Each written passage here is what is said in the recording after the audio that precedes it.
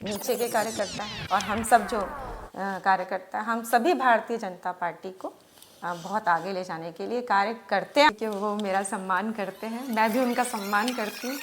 शायद इसलिए वो मेरे लिए नहीं लिखते हैं क्योंकि मैं। जय जोहार, जय छत्तीसगढ़। मेरा नाम अंकित केसरवानी है और आप सभी का मेरे चैनल पे स्वागत है। रायगढ़ की विकास की बात आए और पूनम दिवेश सोलंकी का नाम ना आए, ऐसा हरगिज़ नहीं हो सकता है। आज हमारे साथ मैम हैं, इनसे बहुत सारा बात करेंगे। नेता प्रतिपक्ष की भूमिका अदा कर रही हैं नगर निगम में, रायगढ़ नगर निगम में, और अभी लेटेस्ट में जो इलेक्शन हुए हैं एमएलए के विधानसभा में, और उसमें इनका काफ़ी सराहनीय योगदान रहा। मैम, सबसे पहले आपका बहुत बहुत स्वागत है। हाँ, सभी दर्शकों को मेरा नमस्कार। थोड़ा सा अपना परिचय बताइए, क्योंकि मैं अब काफ़ी नाम ज़्यादा तो मिला नहीं हूँ आपसे, और न्यूज़ में, आर्टिकल में, फेसबुक वगैरह में बहुत ज़्यादा आपका भर भर के पोस्ट आता है। लोग मतलब विरोधी भी आपको सैल्यूट करते हैं।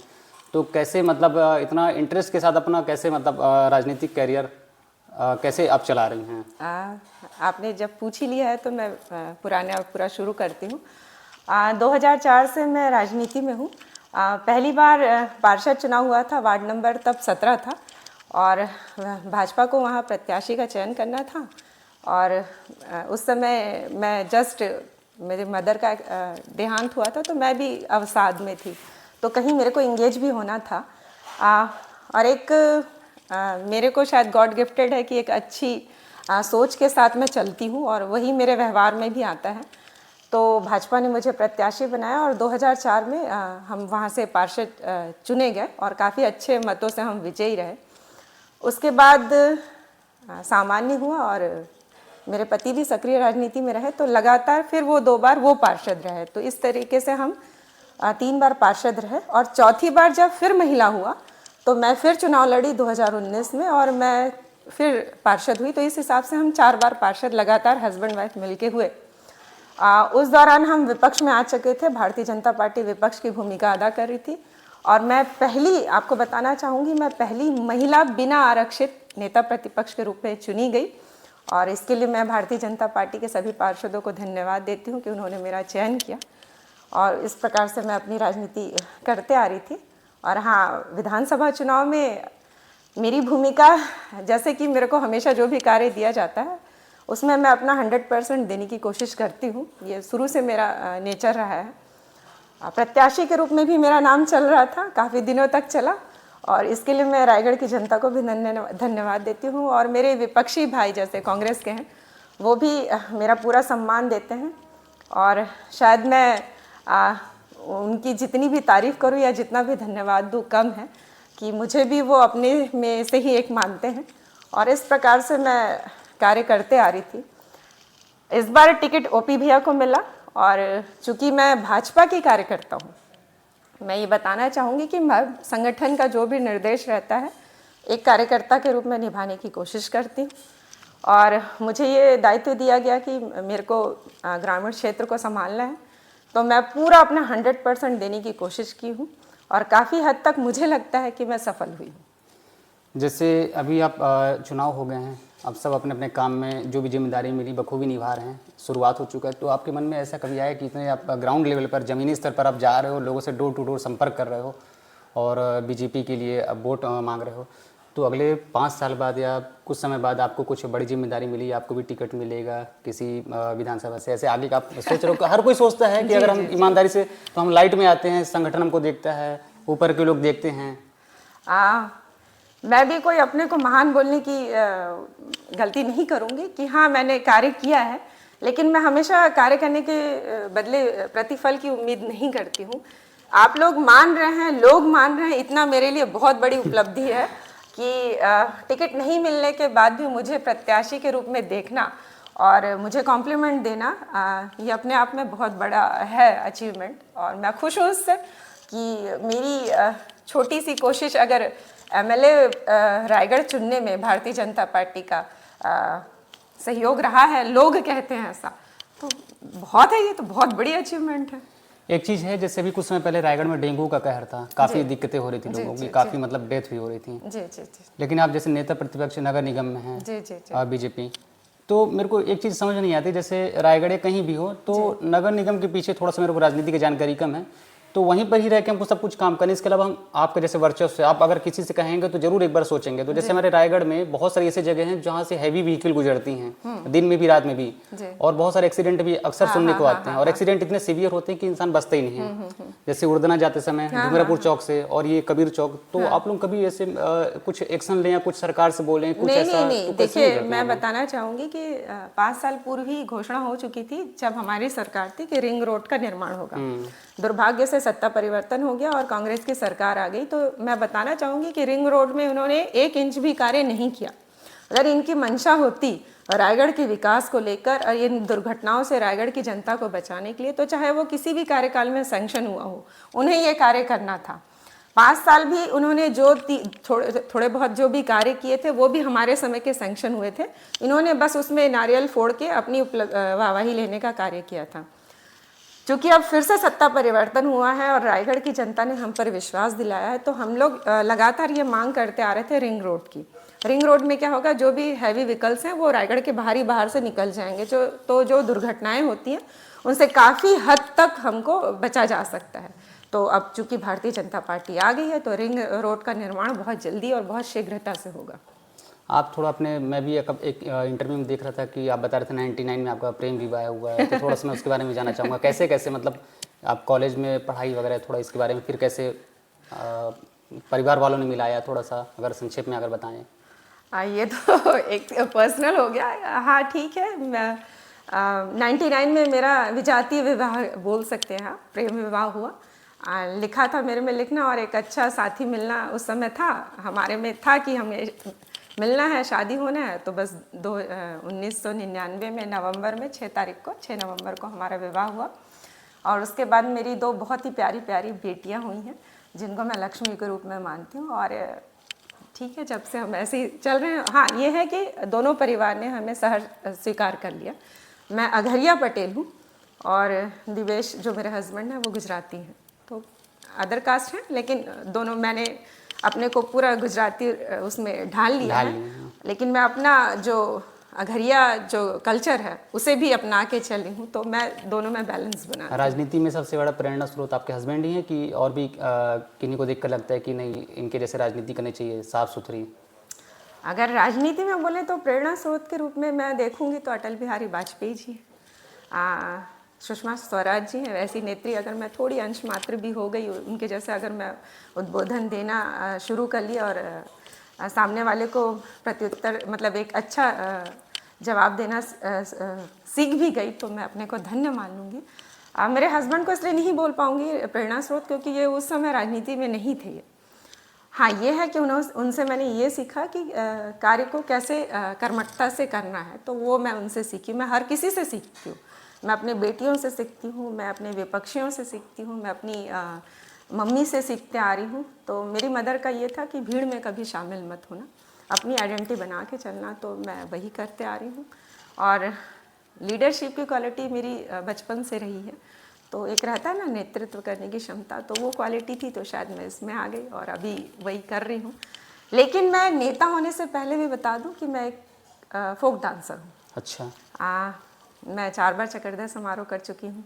एक बार ऑल इंडिया लेवल में सेमी क्लासिकल में कच्छ गुर्जर समाज से मैंने गोल्ड मेडल भी हासिल किया है। मैं कुछ भी नहीं सीखी हूँ। आशीर्वाद के रूप में गुजराती समाज ने मुझे 3 बार कल्चरल सेक्रेटरी भी बनाया है। आज भी मुझे गरबा क्वीन के नाम से जाना जाता है। तो मैं ये बताना चाहूँगी कि ये मेरा पैशन है डांस, और मुझे सुकून मिलता है वहाँ पे, सकारात्मक ऊर्जा मिलती है।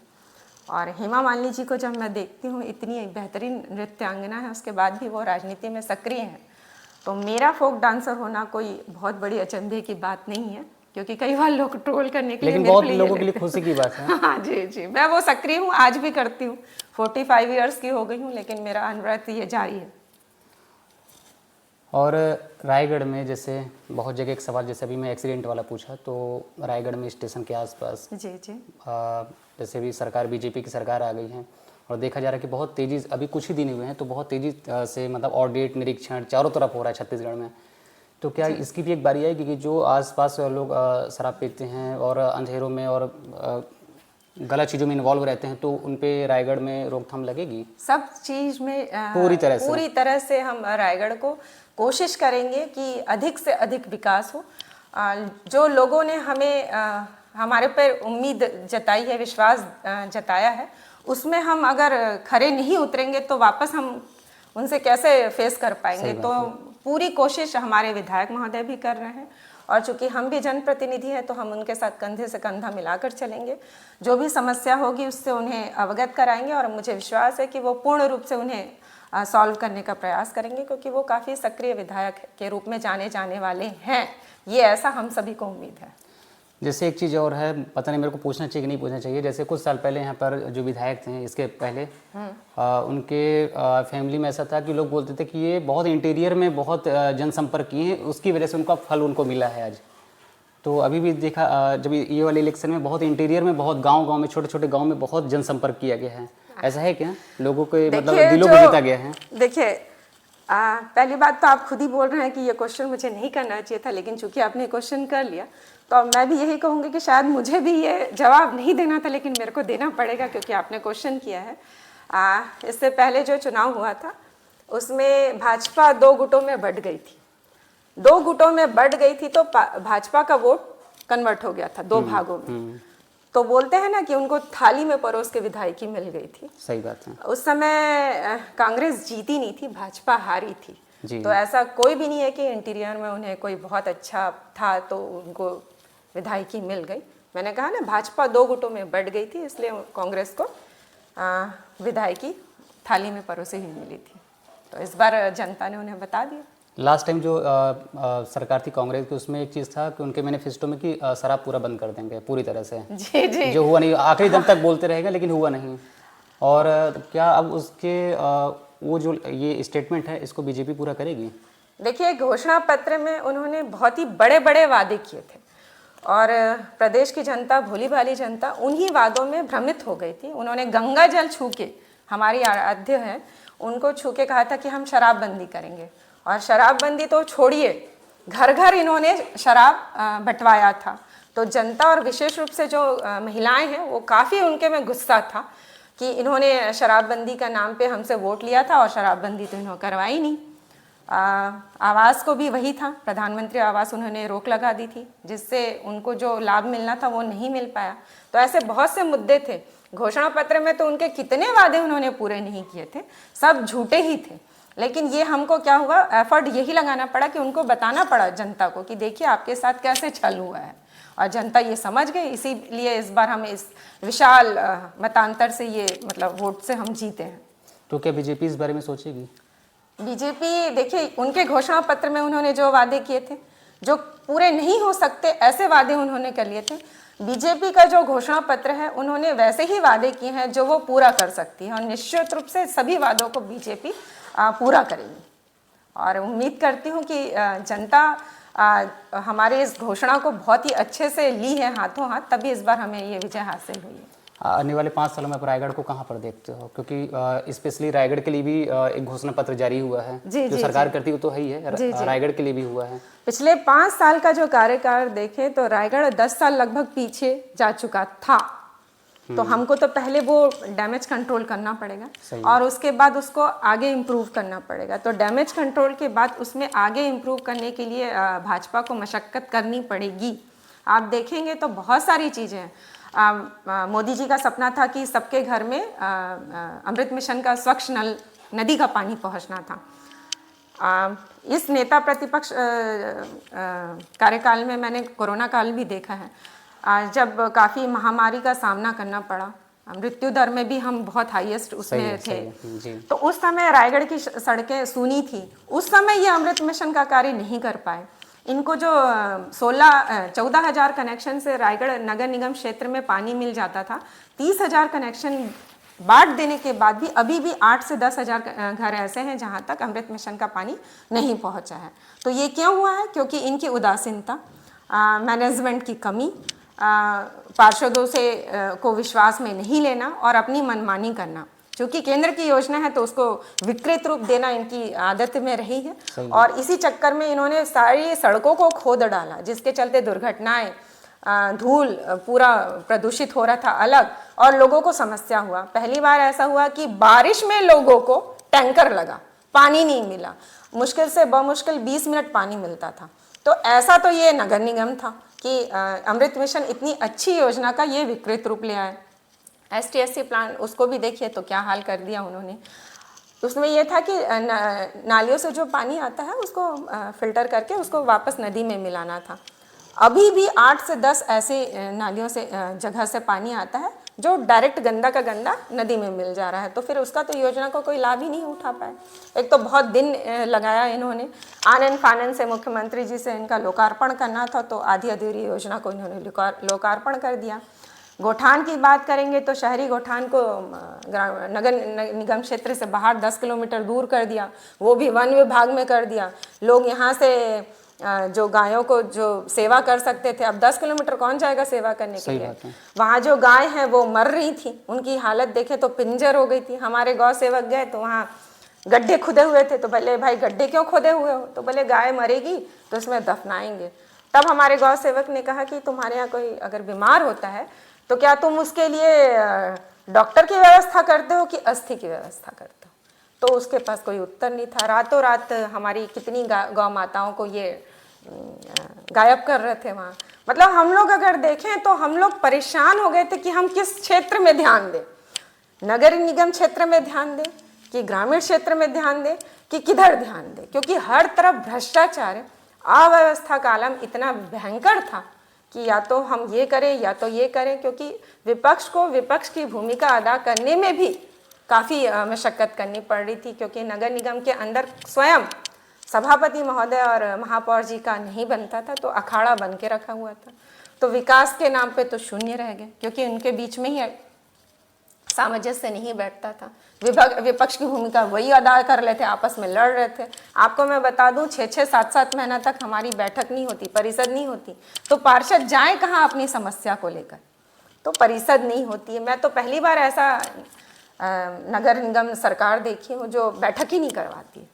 नगर निगम एकजुटता क्यों नहीं है? क्योंकि अगर छोटा सा रायगढ़ है, 6-7 किलोमीटर में पूरा पॉपुलेशन बसा हुआ है, और अगर एकजुटता पक्ष विपक्ष अगर थोड़े विकास के हिसाब से चले कि विकास करना है और थोड़े समय के लिए भी एकजुट हो जाए तो काफी फर्क आ सकता है। नहीं, मैं यहाँ पे ये बोलूंगी कि विपक्ष ने बकायदा सहयोग किया। कांग्रेस के विकास कार्यों में हमेशा भारतीय जनता का विकास हमारे लिए प्राथमिकता है, चाहे वो कोई भी सरकार करे। मैंने यहाँ पे बात कही कि कांग्रेस में ही आपस में सामंजस्य नहीं था। अगर ये कार्य करना है तो दूसरा गुट बोलेगा नहीं ये कार्य करना है, तो उनके बीच में ही सामंजस्य नहीं हो रहा था। विपक्ष हमेशा उनके साथ खड़ा रहता था, लेकिन ये आपस में ही एकजुटता नहीं ला सके। तो ये उनके बीच ही वर्चस्व की लड़ाई थी, जिसका खामियाजा रायगढ़ विकास को हुआ, रायगढ़ को हुआ। इसीलिए हम 10 साल पीछे हो चुके हैं। क्या सेवा करने के लिए सत्ता का जरूरी है? बिल्कुल नहीं, बिल्कुल नहीं। सेवा करने के लिए सत्ता में आने की ज़रूरत नहीं है, लेकिन हाँ कई जगह होती भी है, क्योंकि अगर हमारे पास राइट्स है, पावर रहेगा तो हम वो कार्य आसानी से कर पाएंगे। हमें ज़मीन में उतर के लड़ाई लड़ने की आवश्यकता नहीं होगी, क्योंकि शासन प्रशासन हमारे साथ रहेगा। तो कोई भी कार्य को सैंक्शन कराने में और उसको विधिवत रूप से पूरा करने में काफ़ी आसानी होती है। तो मैं कह सकती हूँ कि काफ़ी हद तक सत्ता की आवश्यकता है। अदरवाइज विपक्ष में रह के भी हम कार्य कर सकते हैं, और करते ही आ रहे थे पिछले 5 साल से। लेकिन सत्ता, हाँ मैं बोलना चाहूँगी कि एक सुविधा रहती है। अभी 2-3 महीने बाद फिर से चुनाव चालू हो रहे हैं, तो उसके लिए क्या तैयारी है लोकसभा यहाँ के लिए? हम आश्वस्त हैं, क्योंकि हम विधानसभा चुनाव में जो भारतीय जनता पार्टी का परचम लहराए हैं, लोकसभा चुनाव में भी हमें उम्मीद है कि जनता हमें अपना भरपूर आशीर्वाद वोट भर भर के देगी। और उसके बाद नगरीय निकाय चुनाव है, तो ये साल वैसे ही चुनाव में ही जाने वाला है। आप फिर से पार्षद बनेंगे इस बार? आशीर्वाद रहा मेरे वार्ड वासियों का, चूँकि मेरा जो वार्ड है वो एक परिवार जैसा है, तो मैं निश्चित रूप से फिर से बनूंगी। अच्छा, एक चीज़ है, जैसे आपके विरोधी भी जो होते हैं, मैं फिर से पूछ रहा हूँ, जो विरोधी भी होते हैं बोल नहीं पाते, मतलब वो चाहे भी लिखना या बोलना तो नहीं होता, अंदर से नहीं आता, ऐसा क्या है? इतना सकारात्मकता पॉजिटिविटी से भरे हो आप इसलिए, या फिर ऊपर वाले का आशीर्वाद है? मैं विरोधियों को धन्यवाद दूंगी कि वो मेरा सम्मान करते हैं, मैं भी उनका सम्मान करती हूँ। शायद इसलिए वो मेरे लिए नहीं लिखते हैं, क्योंकि मैं झूठी राजनीति नहीं करती। जो मेरे मन में होता है मैं बिल्कुल सामने में जाके बोल देती हूँ और वहीं ख़त्म कर देती हूँ अपनी बात। तो शायद इसलिए वो मेरे को अपना आशीर्वाद देता है। रायगढ़ में कोई एक ऐसा नाम अगर बता सके कि या दो जो लगता है कि संगठन को बहुत, अगर ये जिस तरह से एनर्जी के साथ काम कर रहे हैं, संगठन को और मजबूत कर सकते हैं और आगे ले जा सकते हैं? एक नाम नहीं, ऐसे बहुत से नाम हैं। फिर भी अगर सारे कुछ भारतीय जनता पार्टी के जितने भी हमारे वरिष्ठ कार्यकर्ता हैं, जो नीचे के कार्यकर्ता हैं, और हम सब जो कार्यकर्ता, हम सभी भारतीय जनता पार्टी को बहुत आगे ले जाने के लिए कार्य करते आ रहे हैं और आगे भी करते रहेंगे। तो मैं किसी एक का नाम